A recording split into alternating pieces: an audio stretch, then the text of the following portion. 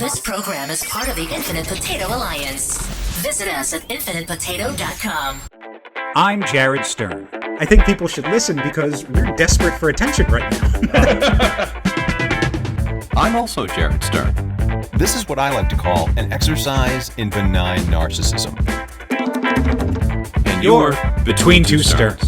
Before we get into it, let's test it. Let's test it out, Let's yeah. test it to make sure the sound is working. The last time we tested it, it worked. And we now- actually had an episode. And now let's confirm the test.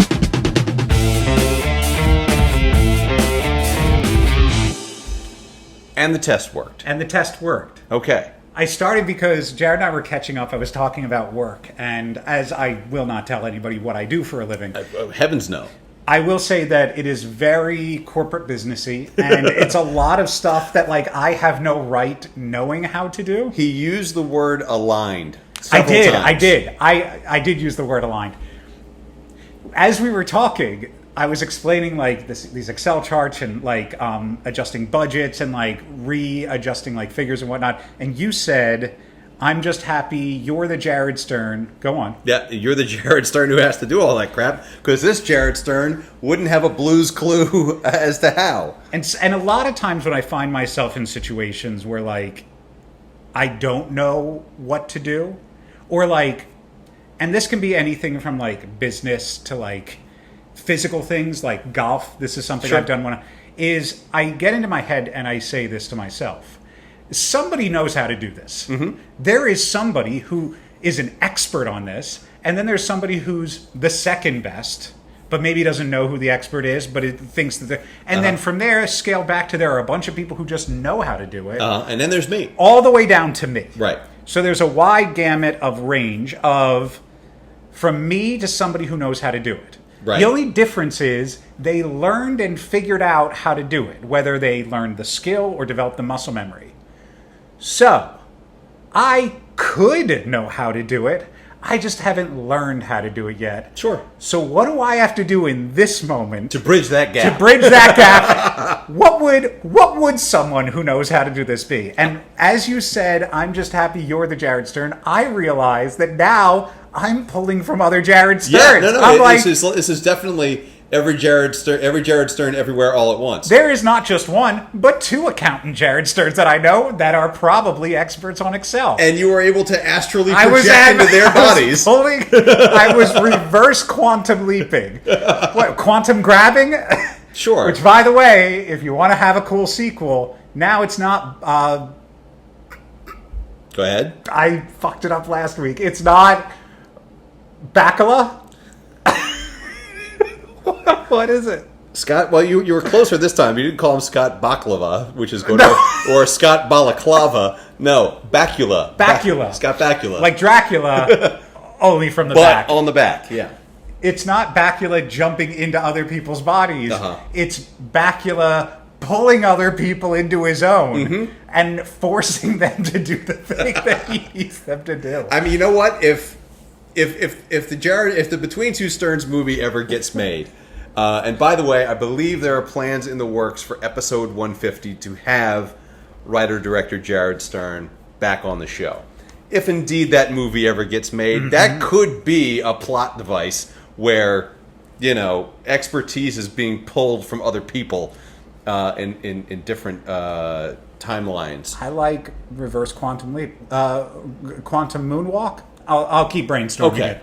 I like how you We'll said. workshop it and see if we can become aligned. I like how you said. I believe having director Jared Stern is in the works. No, I've emailed him. No, that's what I'm saying. Like it's anyone other than you that would know this information. All right. I certainly don't. See, all right. Well, I don't know. I could say I believe it is. Yeah. You could say I know, I know it is. it is. Yeah. Well, I do still need to actually confirm that, because I emailed him like a month ago and basically said, hey, episode 150 is coming, and based on our current pace, you've probably got a couple months. And then he said, great, I have that much time to figure out something interesting to say. And so If he, I just have to give him the countdown. it would be really helpful if he got some sort of big show. Yeah. Well, And then, here's hoping. and I'm just giving him like a work back schedule.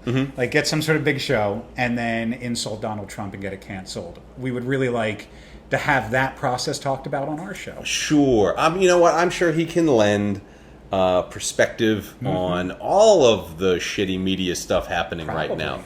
So look forward to that. The very first Jared Stern, other than us, that we had on the show, will be joining us again, hopefully, for episode 150. He was the first. Yeah. God, it's he was the white whale. He was the one that we thought we'd be spending all 150 episodes trying to get. It's so weird because I never think of him as the first. I feel like he was something different than the first, and then after that we started the numerical list. You know what I mean? Because the intention was not to build a list of Jared Sterns. We never knew there were that many. He never felt like the origin of it. Well, I'll tell you why you probably think that. It's because when we were searching for writer-director Jared Stern and we were trying out the different emails, that's when we happened upon South African Jared Stern. Yes. Way back when. Which we only finally paid off this season. Is real and is not me.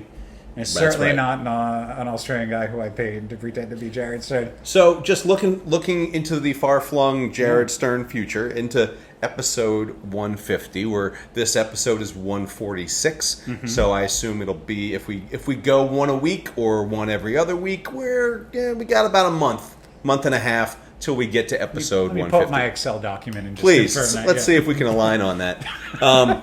But what that does kind of, well, speaking of aligning, what that does align with is the birthdays. It does align with the birthdays. So you're what? It's September 12th, right? 16th. That's right? Close. Sure. That's super close. Yeah, and then September 24th. 4. I wish that was unintentional, but we know each other so well. So well. We've been doing this for 4 fucking years. You'd think we'd know these things, but we don't. We're learning something every single episode.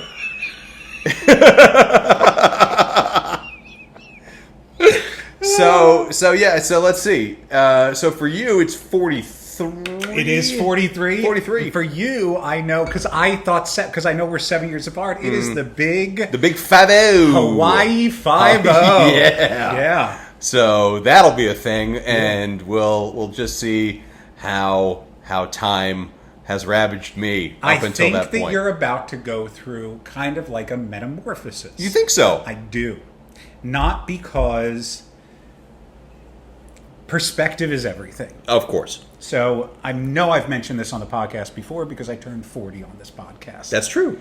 And so I will recount this because if you're listening and you remember this, good for you. But if you're new to the show, here you go.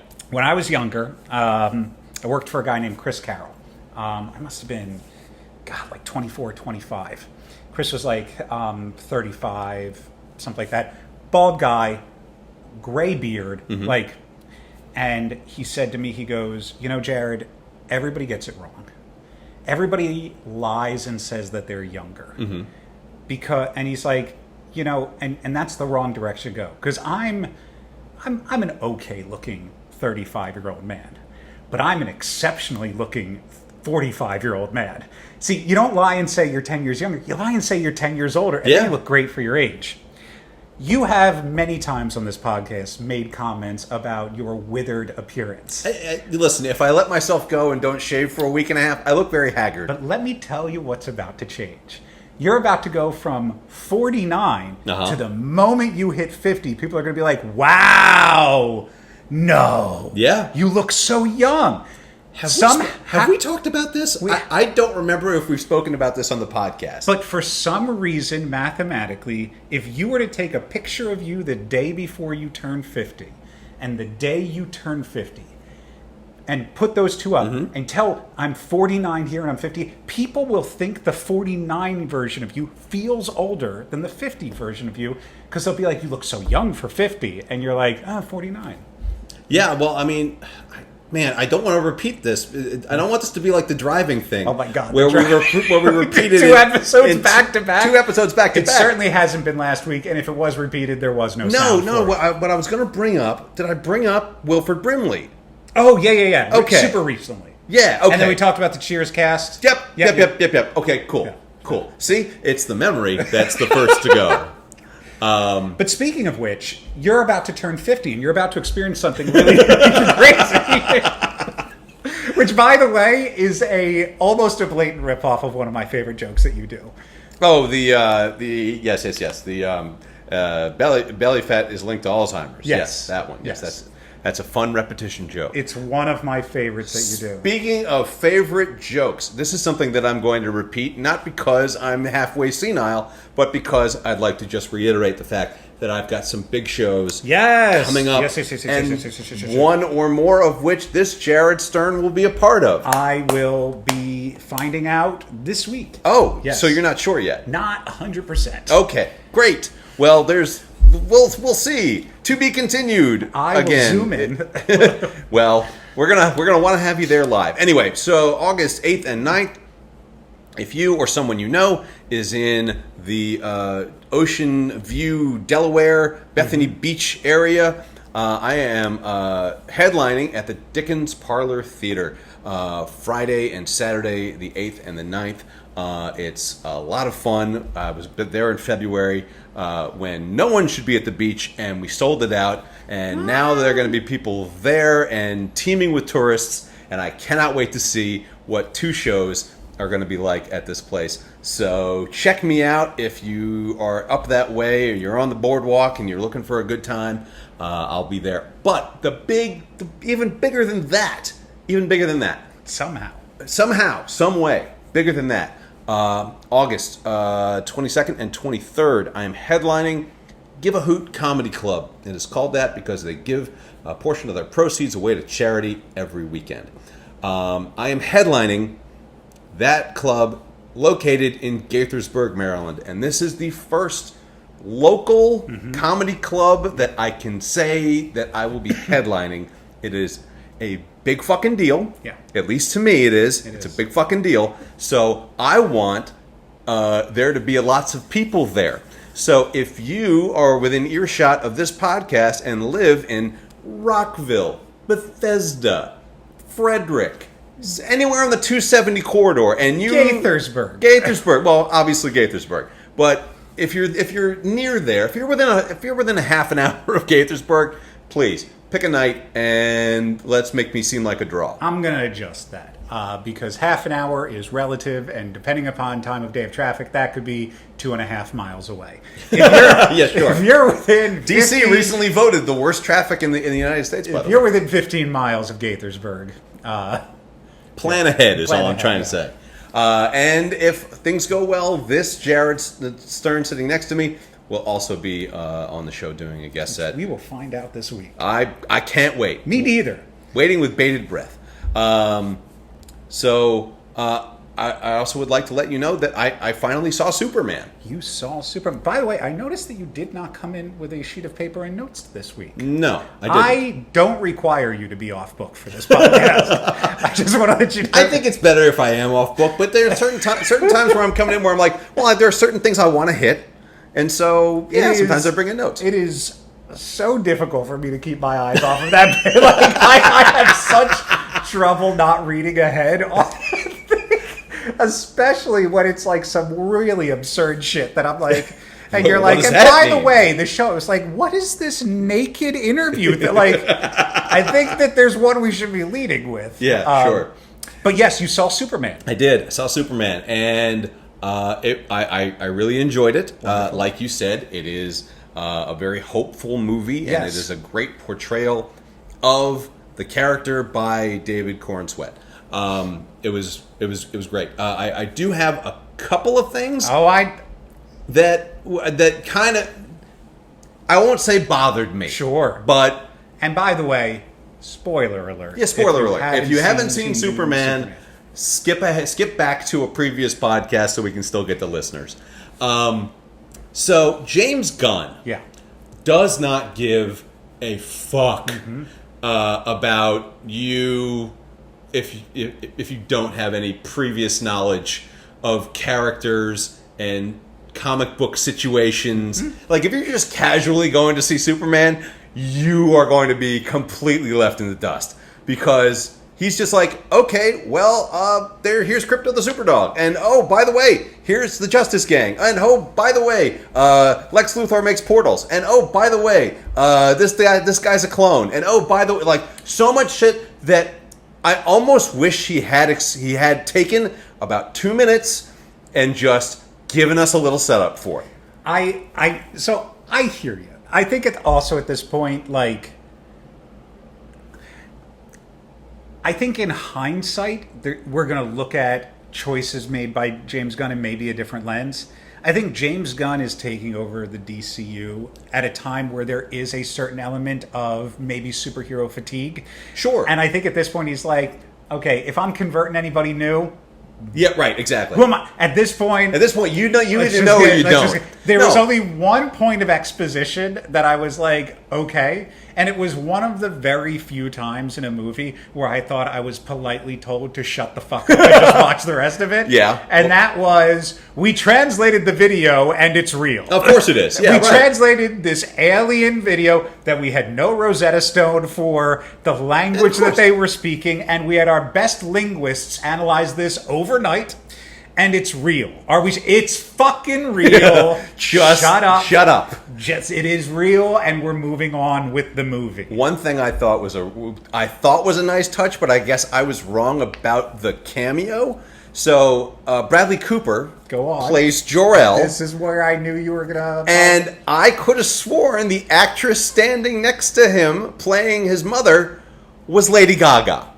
Could have sworn. She is a dead. If she ain't Lady Gaga, but she's a dead fucking ringer for Lady Gaga. And I was like, yes, good. Superman is a star that was born, and that's a great fucking pull. But apparently, it's even not. If it wasn't her, maybe she was cast intentionally. I don't know. I mean, you have to imagine you could have made that call and gotten Lady Gaga to be that cameo. What is your thought on the retcon and the new, almost ripping off Invincible approach to Superman's parents?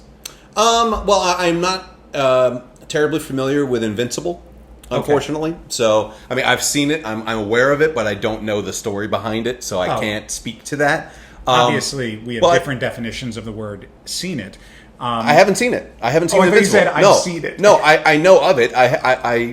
I have not seen it. Oh, okay. I thought you said I've seen it. No, I haven't. No, I've seen it as in I know that it exists. You know what it looks like. I know that it is a thing. You are familiar with it, but I haven't gotten a chance to sit down and watch it. I've watched it, but not watched. I've watched it. Long story short, it's essentially Superman comes to Earth, has a kid. Mm-hmm.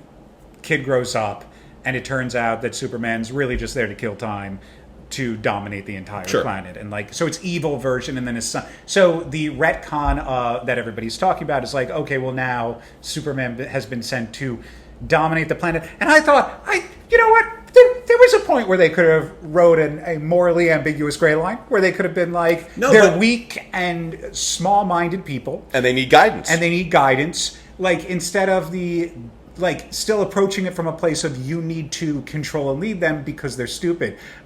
But when it tipped over into bang a bunch of women, and just take a. I was like, oh, okay, we're going in one direction with this. Yeah, we're leaning heavily into it. I'm pretty sure there's got to be some kind of comic reference to that. But the way they handled it was he didn't hear that part. Right, and I think that part was damaged, and so he had the initial thing of be a good person. It gave him moral direction, and then his human parents were the ones that guided him and showed him the way. I think that makes a lot of sense. Yeah. Where I think that there's going to be interesting things is at one point I was like, maybe he's just making this up. And I understand why they didn't walk it back, because I think that there is something inherently more powerful about the Superman character, kind of not being from here, but being the nature versus nurture. Even if you were born in this society, like how he was raised changed that. I will say his cousin did grow up on that planet and ended up getting sent over here when she was like 14 years old. So like the whole backstory of Superman and Supergirl is Jor-El or Kal-El, Superman, sent as a baby. went the normal route. Right. His cousin was like 13 or 14.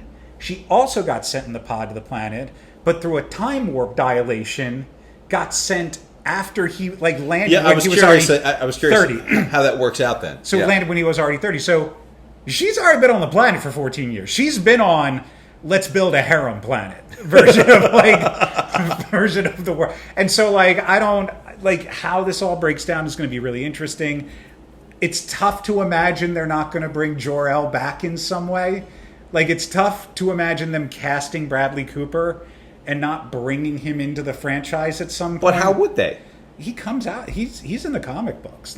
There's a lot of I'm not going to overly nerd myself, but there's a lot of Brainiac did save Krypton and versions of time variant. There are ways in which these characters have interacted. Listen, the whole Lex Luthor built a pocket dimension. Yeah. I love that James Gunn kept a couple things consistent. Sure. Number one, Lex Luthor has always been about the land grab. Yeah. In every single iteration of the movies, he's always just trying to get real estate. Whether right. he's causing an earthquake to make California fall into the ocean so he can make Costa del Lex, which, by the way, did you notice one of his lackeys, they didn't actually say his name, but so Otis was played by now that name is gone. Anyway, his lackey was named Otis in the original Superman movies. Oh, okay. And when he was going over his plans for domination and to blow up the California coast, he was showing off all the different names of the new places that'll be on Costa del Lex, and Otis was like, and I put one here, and I called it Otisburg. He's like, Otisburg. So in the new movie, there is an Otis on his team, and if you look at the credits, his last name is Berg, and so his name is Otisburg, and so what a great wink. I thought that was a nice wink and a nod. Anyway, what'd you think of Nicholas Hoult? Yeah. I thought he was all right. I mean, he's certainly evil enough. Yeah. But I found him to be, I don't know, one note and grating. He was not my favorite part of the movie. Crypto was my favorite part of the movie. I thought in the credits he should be listed as best boy. He was just the absolute perfect thing to have here. Can I tell you how much that dog just continued to make me enjoy having a cat? I agree with you about Nicholas Hoult. I think that there's a certain component of direction versus actor's choice. What I find I'm missing from Lex Luthor constantly in movie adaptations is a lot of what we grew up with as far as comic book characters were really defined for us by cartoons in the 90s. Sure. Kevin Conley will always be my Batman. That's right. That voice, his depiction of it. Even Lex Luthor's depiction in the 90s. By the way, it's Kevin Conroy. Kevin Conroy. Mm-hmm.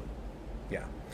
Even Lex Luthor's depiction, I find that the best version of Lex Luthor, there is a lack of awareness of his evilness. There is a narcissism, but it's that narcissism where it's I'm so justified in what I'm doing is right. This is just pure fucking evil. What he's this is just all in evil. And maybe it's maybe the point of this, because obviously, if you look at this movie franchise, they're going to draw parallels between Luthor and Trump. He's going to be evil, and then he's going to come back and try to be good, and a facade and whatnot. But I feel what I'm missing from that character is this kind of showmanship, this facade, this. In many ways, you look at Batman and the Joker, and you look at Lex Luthor and Superman. These are pretty much. But what I'm really fascinated by is how eerily similar Batman and Lex Luthor have always been. Both are billionaires. Sure. Both are intelligent. They just went completely different directions and have strange moral barometers. Whereas because Lex never had that life-changing moment as a child. Right, but Wayne hates being the billionaire, and he wants to be Batman because that's his true face. Right. And what I'm convinced of is, so if you have the person and the mask, Wayne is the person, Batman is the mask. Sure. Luthor is the person, whatever he does behind the scenes is the mask. Wayne hates the person and wants to be the mask. Luthor hates the mask. I think Luthor hates that he has to do all this shit. Sure. He just wants there to be no superheroes so he could be a fucking billionaire and just run the world. The other part is just this annoyance that he has to do, and his frustration is more of like, hey, this would be so much easier if you weren't all around, rather than I'm evil and I'm going to do evil shit. Yeah. But, just making random branding, Yeah. random pocket dimension. I thought the Rift thing was, I don't know. Yeah. I don't it harkened back. I know what Gunn was doing. He was kind of pointing backward to the 1978 movie with the earthquake and Superman having to fight on two fronts and not being able to get to both places at once. He had to make a choice. Yes. Like either he's going to help that one country where the kids are waving the Superman flag, or he's going to go help save Metropolis from California from the earthquake, or Metropolis from the Rift. That's fine, cool. I just thought that seemed like the Marvel Skybeam to me, and I felt like he probably could have done better. But it's all right. It was the first Superman movie, and that's fine. I thought. Let's go through cast. Please. Nathan Fillion, Guy Gardner. He's fine. Yeah. Fine? Yeah, good. Okay.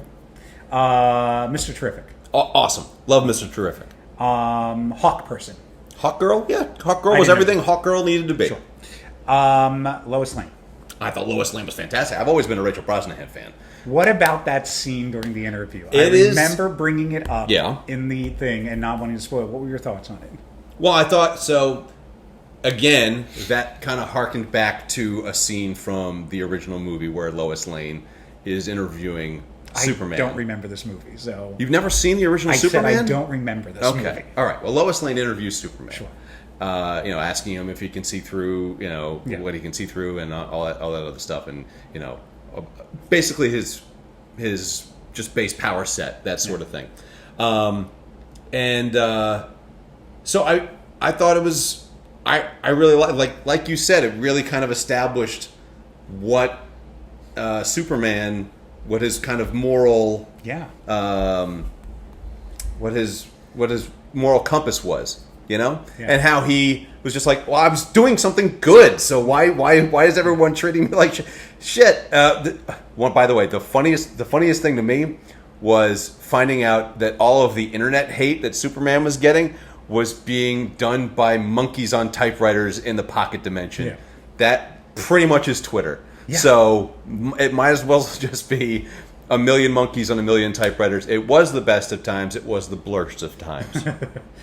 How emotional did you get during the movie? Not less than I thought I would. Really? I kind of thought with the opening strains of the theme. Yeah, I mean, I really enjoyed this movie. It did not hit me in the feels quite as I thought it would, but I am so happy that now the character is under the guidance of somebody who actually also cares about the character and can treat the stories with the respect and the silliness that they are. That they're fucking silly. They put the red underpants back on him. They're silly. They're meant to be silly. Comic books are silly. Do you know the story about the red underwear in regards to the movie? No. Oh, so this was a big controversial thing. So originally, Gunn was going back and forth about the red trunks. Uh-huh. And he was going to not put them in. And it was David, Cornsweat, who told him that he needed to put them in there. Oh. And the reason he brought up, he said, this is a character with ultimate power who is aware that he has so much power and is constantly acting as restraint. the silliness that can come from it pulls back a little bit of that fear. Sure, totally. It makes it hangs a lampshade on it. It's tough to feel. It's polka dot man. It's tough to feel like Right. so much power coming from somebody who's just running around in red underwear, and he was like for kids and whatnot. Sure. It's just an easier. Well, thing to listen, do. for sales of underoos, I'm glad they brought back the red trunks. Which, by the way, are underoos still a thing? When you say underoos, I'm going to assume you don't mean the dunkable treat from the 90s. What are you talking about? Underoos. Dunkable treat. I'm sorry. That's I'm sorry. Dunkaroos. I'm thinking of Dunkaroos. What the fuck? Dunkable treat. Underoos, man. Are you too young to remember underoos? These were the costumes of children in elementary schools and kindergartens the world over. Go on. Because they're just matching. They were like underpants that were either red and blue if you were wearing Superman, or gray and blue if you're wearing Batman, and they had a T-shirt that went with it, so you could be the superhero you wanted to be. And they had Aquaman, and they had Spider-Man, and they had. I can't believe you never wore underoos when you were a kid. I can believe that you separated Batman and Superman with the qualifier so you could be the superhero you wanted to be. And they also had Aquaman. Well, sure, right. Afterwards. He was available, is all I'm trying to say. So it was just a tighty-whitey underwear set, or it was like a onesie? No, it's tighty whitey bottoms, or tighty, bluey. Right. Yeah. Just like, and then they had the T-shirt that went with it to be that hero. I'm sure that I wore something like that growing up. I was not at an age to know that they were called underoos. I have heard the name before. So, do you remember in Civil War? when he says underoos? But that's a onesie. Yeah, I guess so. But So I associate underoos with like a onesie. But I cannot stress enough that at some point a snack company was like, we want to dunk things. What if we do, remember underoos? I don't think that's where they was went. like, do you mean the trunks or the onesies? It doesn't matter. We're don't- going to take kangaroos and dunk them in frosting, and people are going to go crazy for it. I don't think that was how the focus group was going at that point. I'm pretty sure Dunkaroos and Underoos were two completely separate entities, and neither the twain should meet or did meet. I don't think we're going to be aligned on We're this. not going to be aligned on this. No. Is that where we want to stop it? Okay. Yeah, thanks for knowing that. No That's what I was problem. doing. Your slow rev up of your laughing. Oh, he wants this to be the out. Okay, let me laugh. And now that's the out. This is going to be it there.